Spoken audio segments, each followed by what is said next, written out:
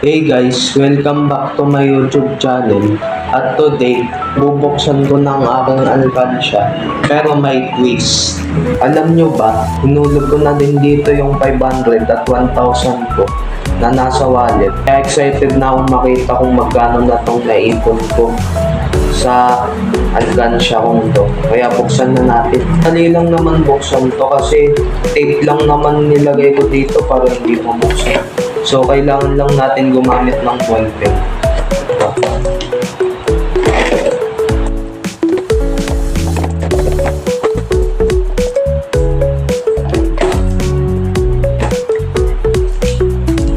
Na siya. Okay. Excited na rin kayo? Don't forget to like, comment, share, and subscribe. So, shoutout nga pala din dyan sa mga nag-iipon na tulad ko.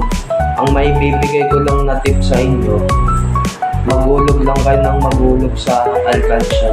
Kahit anong halaga, kahit 5 pesos, 10 pesos, 20 pesos. Hulog lang kayo ng hulog araw-araw. Basta consistent kayo sa paghulog, lalaki rin yan balang araw. Maghintay lang kayo ng ilang buwan para makita nyo yung resulta. Kahit maliit lang naiipon nyo araw-araw, basta pag tumagal, lalaki din yan. Okay guys, ito na talaga. Sana walang lumipat na barya. Guys, marami na rin pala akong naipon. Ayan, may mga perang papel tayo dito. Ayan, kunin natin.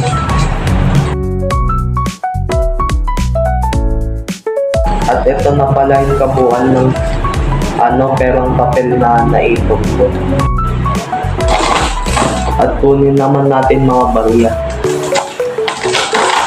So, 20 muna.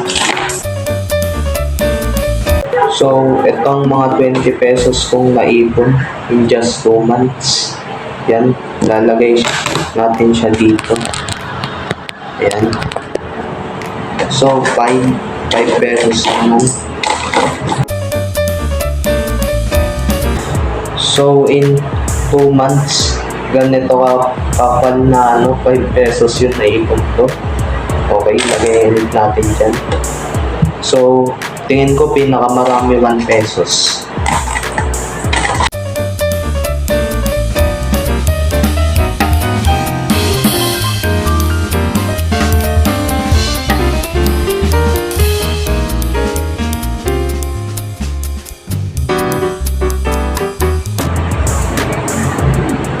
So, itong total na 1 pesos na naipon natin in 2 months. Tingnan natin, may 25 centavos pa dito.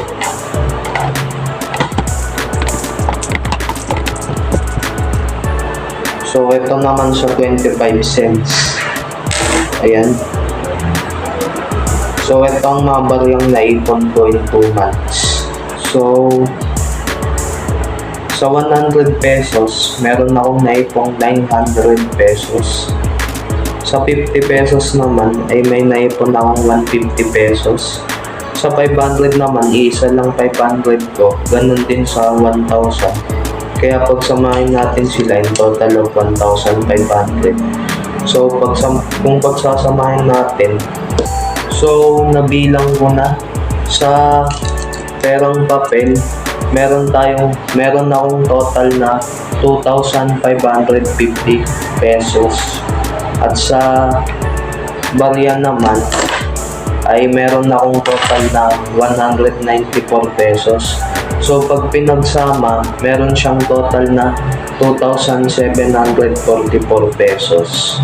So 2,744 pesos ang naipon ko in 2 months. Hindi ko inakala na aabot pala sa 2,744 pesos yung ipon ko. Hindi ko inakalang maabot ko yun in just 2 months lang.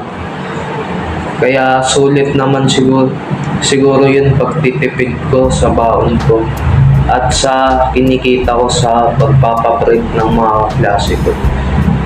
Marami naman silang nagpapaprint, 2 o 3, pero minsan-minsan lang.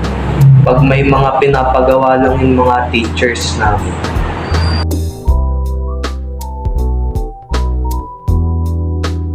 Siyempre, may plano ako sa ipon ko, sa pinag-ipunan ko. Pero sa totoo lang, wala naman akong naisip na panggagamitan ng ipon ko eh. Basta kung wala akong naisip na paggagastusan, ipunin ko na lang ulit yun. Tutuloy-tuloy ko. Siguro ang bibilhin ko lang gamit yung ipon ko ay yung kailangan ko, lalo na sa school. Tulad ng notebook na binder. Siguro kung di isa, dalawa yung bibilhin ko. Kasi kailangan ko siya sa notes. At saka kasi gusto ko ng binders kaysa sa mga ibang notebook. Kasi mas magaan siya. At hindi naman ako naglalakar. Kaya mas ideal ko, mas gusto ko yung binders kaysa sa notebook. So, kung iniisip nyo rin na mag-ipon, gawin nyo na ngayon. Dahil di nyo alam kung gaano kalaki, kadami maiipon nyo. Basta maghintay lang kayo ng ilang buwan. Kahit maliit pa na halaga ng pera yan na ipinapasok nyo sa ipon. Kahit 5 pesos pa yan, 1 piso, 10 piso, 20 pesos. Basta consistent kayo sa paglalagay. Dadami at rarami, lalaki din yan. Please like and subscribe na rin para updated kayo sa mga susunod kong content. At kung may gusto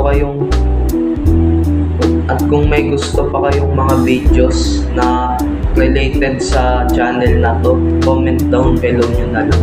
Maraming salamat.